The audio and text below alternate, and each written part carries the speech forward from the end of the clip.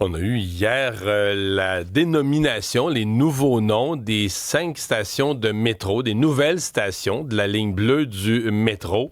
Je vous l'ai dit, station Vertières, Mary 2 Axe Early, Césira Parisotto, Madeleine Parent et Anjou. La dernière finale, évidemment, a été nommée par le lieu où la ligne se conclut à Anjou.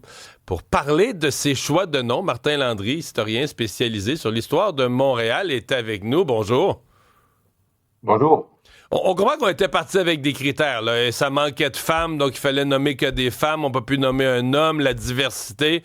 Certains diront que c'est des critères woke, d'autres diront que c'est un respect de la diversité et de la réalité, mais on était alignés là-dessus au départ, là. Il semble que le comité a été effectivement aligné sur ces valeurs d'inclusion. On le retrouve aussi dans la toponymie en général, là. On sent cette espèce d'envie d'équilibrer euh, un peu les nominations en fonction de la réalité sociale. Donc, Mhm. l'inclusion, plus de femmes. Ouais, plus de femmes.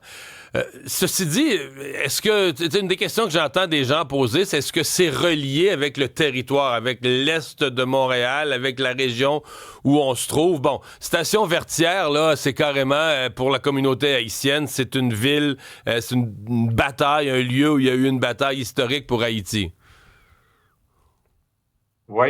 Et on a fait ça souvent dans l'histoire, nommer des villes étrangères pour notre métro de Montréal. Fait que, tu sais, c'est pas quelque chose qui est nouveau. C'est quelque chose qui peut être surprenant pour la majorité d'entre nous, mais c'est un beau clin d'œil honorifique pour la communauté noire. Tu sais, prenez l'idée de Verdun.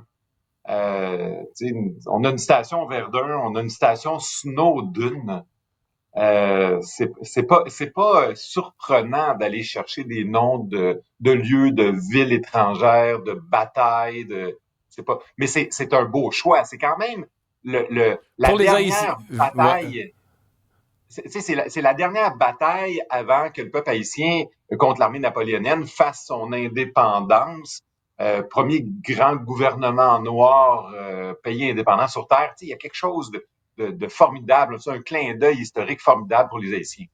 Qui va être apprécié, évidemment, dans un coin où les Haïtiens sont nombreux, qui va être apprécié de la communauté haïtienne. C'est clair. Aucun doute. Quel Euh, hommage. Murray Truax Early, bon, fait la plus grande partie de sa vie New York, État de New York, hors du Québec. Évidemment, importante là, à la fin de sa vie, est revenue importante pour les droits des femmes autochtones, des Mohawks. Oui, c'est beau parce que sur la loi sur les Indiens, il y a tellement d'incongruités, il y a tellement de violence faite au peuple autochtone que quand un personnage, une femme, qui à un moment donné se bat pour pas perdre des droits de reconnaissance de ses origines, parce que vous savez, les femmes qui mariaient un non autochtone à l'époque perdaient leur statut, mais c'est la grande défendresse de ce droit-là. Et donc, ça fait d'elle, pour moi, là, une des plus belles nominations qu'on a faites dans les cinq choix Hmm. de noms. Mais qu'il n'y a pas de rapport direct avec le territoire. Là. Elle n'est pas reliée à l'est de Montréal où il n'y a rien. C'est vraiment une espèce de la réconciliation avec la nation Mohawk. On est là-dedans, là. Ben, on est surtout dans l'envie comme société là, d'avoir la présence des Premières Nations. Et puis c'est quand même un personnage qui est Mohawk, hein, donc Mohawk, Montréal, ça reste quand même dans le périphérique, dans l'environnement. Mais tu sais, Mhm. si tu regardes la toponymie ou plutôt la nomination des stations de métro de Montréal, on est bien loin de chercher à rallier le territoire. Tu sais, prends le personnage de Charlevoix par exemple. Tu sais, on n'est pas, c'est pas, c'est l'idée là, c'est rarement dans le métro de Montréal d'aller chercher quelqu'un qui vivait pas loin de la station ou c'est pas ça là. OK. Je comprends. On répète l'histoire. César Parisotto, là, par exemple, on arrive à Saint-Léonard. Là, on est vraiment dans la communauté italienne. On est vraiment dans la communauté italienne. C'est peut-être là aussi qu'il y a des gens qui pourraient dire ah ben ce choix-là il est contesté.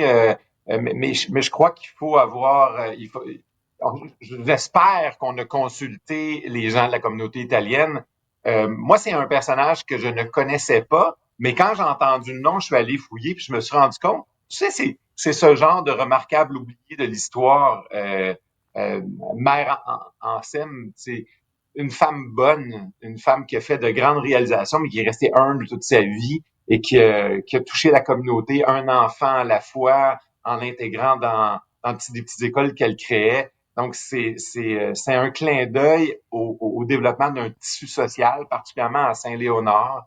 Et puis, c'est certain que la part de la communauté italienne dans l'histoire de Montréal, c'est intéressant, mais c'est la belle petite histoire, c'est pas la grande histoire avec un grand H.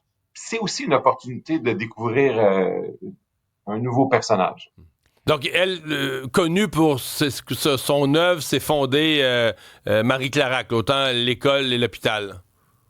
Mais il y a aussi beaucoup l'intégration des nouveaux arrivants italiens. C'est beaucoup ça. Euh, oui, la création de plusieurs écoles, là, puis l'hôpital Marie-Clarac, effectivement. Est-ce qu'on pourrait rêver éventuellement d'avoir des noms comme Irma Levasseur, qui est la pionnière de la médecine au Québec, ou encore une Jeannette Bertrand? C'est moins bon, là. C'est des Québécoises francophones, c'est moins bon.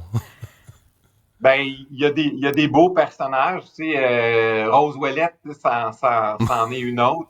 Puis tu sais, t'as aussi des beaux personnages là, qui ont été oubliés, là, tu sais, Doria, Dean, il y a vraiment énorme. C'est facile quand on se met à dire qui c'est qu'on a oublié. Il y en a plein.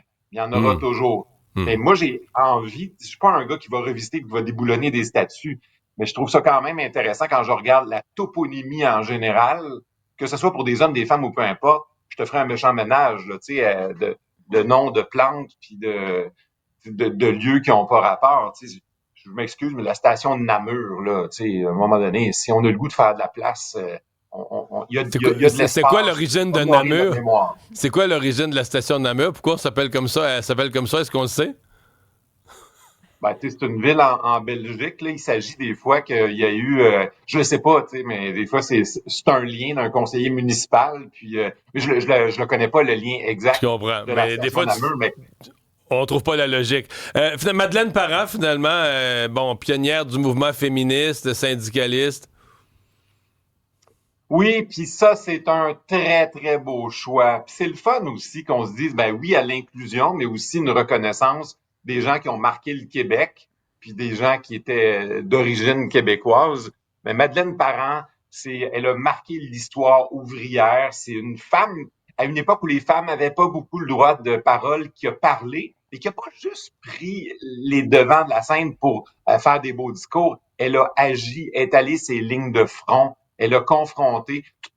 Vous savez, on a énormément de femmes qui ont travaillé dans le domaine textile, qui ont été exploitées dans notre histoire. Madeleine Parent était une figure de proue des grandes grèves dans cette industrie du textile, particulièrement face à une entreprise délinquante. Je ne sais pas si vous avez déjà entendu parler de la Dominion Textile. Elle a fait partie de ces grandes grèves-là. Elle a créé la Fédération des femmes du Québec, entre autres. Et puis, moi, je pense que c'est un personnage clé de la mobilisation ouvrière, syndicaliste, féministe au Québec. Un bel hommage. Merci de nous expliquer, nous renseigner. Je pense que ça va quand même faire un débat. Là. Il y a certainement... je vois les remarques, les commentaires des gens, mais on est dans une époque de diversité, fait qu'il fallait pas se surprendre que les nominations à Montréal soient dans cette école de pensée. Martin Landry, merci beaucoup. Au revoir. Oui, au revoir.